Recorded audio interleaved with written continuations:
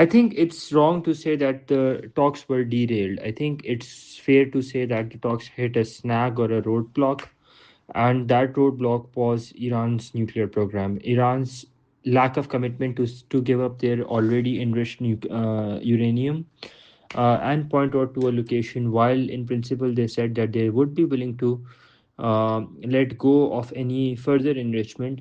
That is something that is a core concern, and that had caused this snag or a roadblock.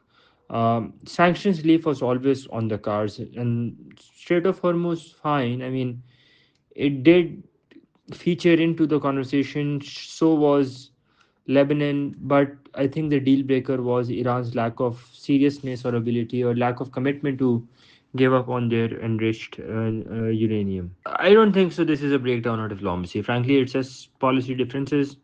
It's differences on perspective. Primarily, look, this is the highest level contact between the United States and Iran in 47 years of animosity since the Iranian Revolution. So, in that context, I mean, if you were to sort of, contextualize it, or if you were to look at it, the fact that these talks were happening and the fact that the delegations took such a long flight, it does reflect that diplomacy was in motion. There was certain expectation, and that expectation bar was there. So to say that diplomacy had failed or breakdown of diplomacy, I think that would be wrong. No, it was not a managed diplomatic exercise to test the red lines.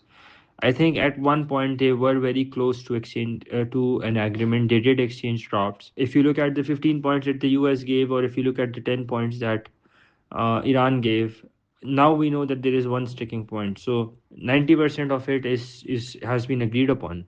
I mean, if you look at it in context of the plans that were put forward. So I don't think so that it was a diplomatic exercise or an exercise in futility to test the red lines. But it can be taken in both contexts. It is a breakdown in mediation which will help with the strategic pause of repositioning both the sides. And I mean, the next few days will be something that will be very, very closely washed out and should be closely washed out with regards to posturing. No, I don't think so. Right now, Pakistan is not in no position to be forced into a geopolitical bloc. I think, I mean, given the current conditions, I don't think that Pakistan will be forced into another geopolitical bloc. Primarily because it has emerged as one of the most serious negotiators, where Islamabad has been considered, and not considered by one party, but by all the parties, and it has been trusted by all the parties. So amidst that, I don't think so that there will be a push to for Islamabad or on Islamabad to pick a side.